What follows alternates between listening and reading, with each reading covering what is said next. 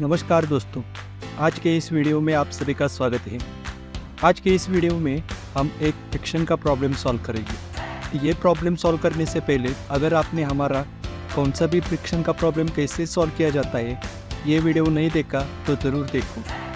तो आपके स्क्रीन पर एक फ्रिक्शन का प्रॉब्लम दिया गया है। Calculate coefficient of friction if a block weight 600 newton resting on a rough inclined plane can be moved by a force of 150 Newton applied at angle of 60 degree with horizontal। तो इस problem को solve करने से पहले हम इसका type identify करेंगे। तो इस प्रॉब्लम का टाइप कौन सा है? इसमें प्लेन हॉरिजॉन्टल दी गई है और applied force at angle of 60 degree है। तो ये टाइप 2 का प्रॉब्लम। अब इस प्रॉब्लम को हम समझने की कोशिश करते हैं। तो इसमें हमें कोएफिशिएंट ऑफ फ्रिक्शन यानी कि म्यू फाइंड करना है, जबकि एक ब्लॉक जिसका वेट 600 न्यूटन है वो एक हॉरिजॉन्टल प्लेन पर रेस्ट हुआ है और वो ब्लॉक 150 न्यूटन फोर्स के द्वारा खींचा गया है और वो force 150 newton at angle of 60 degree apply हो रहा है। तो इस प्रॉब्लम को हमें सॉल्व करना है। तो चलिए फटाफट इस प्रॉब्लम के पहले हम फ्री बॉडी डायग्राम तैयार करते हैं। कौन से भी फ्री बॉडी डायग्राम में कितने फोर्स होते हैं? फ्रिक्शन के कौन से भी प्रॉब्लम में 4 फोर्स होते हैं। सबसे पहले आता है उस बॉडी का सेल्फ वेट जो कि हमेशा डाउनवर्ड डायरेक्शन में रहता है। इस प्रॉब्लम में दिया गया है W 600 न्यूटन का है। उसके बाद आता है अप्लाइड फोर्स P जो कि इस प्रॉब्लम में दिया गया है 150 न्यूटन का है। अब बचे 2 फोर्स, वो कौन से है? Normal direction R। Normal direction R हमेशा प्लेन को परपेंडिकुलर और अपवर्ड डायरेक्शन में रहता है। और लास्ट में बचा limiting friction F। Limiting friction F motion के अपोजिट डायरेक्शन रहता है। तो ये हमारी फ्री बॉडी डायग्राम तैयार हो गई। अब फिर से हम इस प्रॉब्लम का गिवन डाटा लिख लेंगे। सबसे पहले कोएफिशिएंट ऑफ फ्रिक्शन जो कि हमें फाइंड करना है। कोएफिशिएंट ऑफ फ्रिक्शन हमेशा रोमन लेटर म्यू के द्वारा डिनोट किया जाता है। उसके बाद इस बॉडी का सेल्फ वेट दिया गया है 600 newton. Self weight capital letter W के द्वारा डिनोट किया जाता है।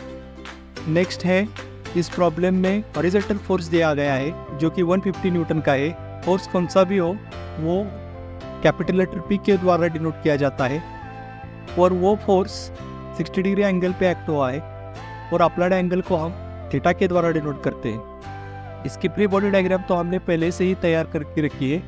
इस प्रॉब्लम को सॉल्व करने को शुरू करने से पहले हम जो इंक्लाइंड P है उसको रिजॉल्व करेंगे। इस P के 2 कंपोनेंट आते हैं। जो कंपोनेंट x डायरेक्शन में है उसे हम P cos थीटा कहेंगे और जो कंपोनेंट y डायरेक्शन में है उसे P sin थीटा कहेंगे। अब आइए इस प्रॉब्लम को सॉल्व करने को शुरुआत करते हैं। सबसे पहले आएगा summation Fy is equal to 0। Summation of Fy is equal to 0 यानी कि upward force is equal to downward force. तो फ्री बॉडी डायग्राम में देखकर बताइए अपवर्ड डायरेक्शन जाने वाले कौन कौन से फोर्स है।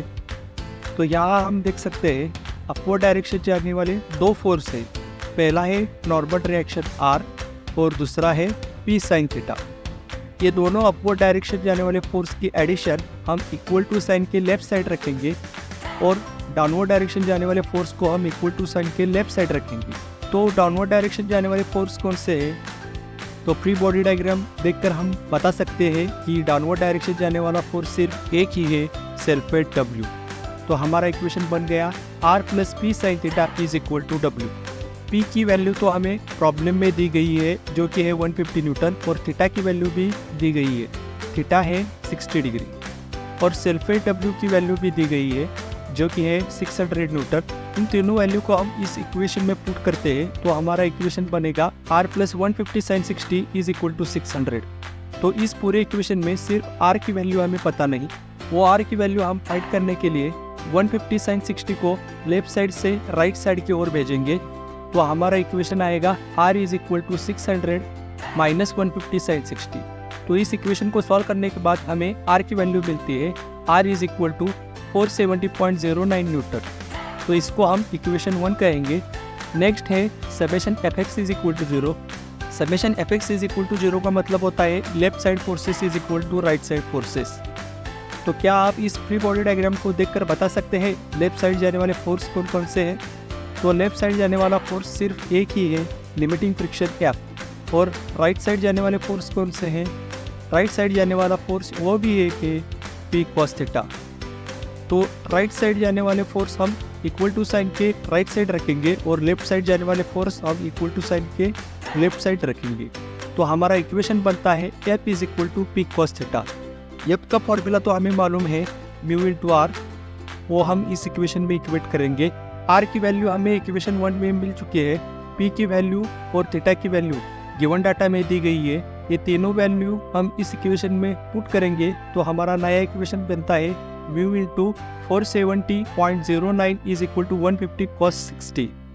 150 cos 60 की वैल्यू आती है 75 और 470.09 म्यू को मल्टीप्लाई है वो राइट साइड जाते वक्त 75 को डिवाइड होगा तो हमें म्यू की वैल्यू मिलती है 0.159। तो यहाँ हमारा ये प्रॉब्लम पूरा होता है। कितना सिंपल प्रॉब्लम है ये। अगर आपको ये वीडियो अच्छी लगे तो लाइक करें, अपने दोस्तों के साथ शेयर करें और आपका कोई क्वेश्चन या सुझाव है तो कमेंट बॉक्स में ज़रूर कमेंट करें और हाँ, सब्सक्राइब करना ना भूलना। Thanks for watching.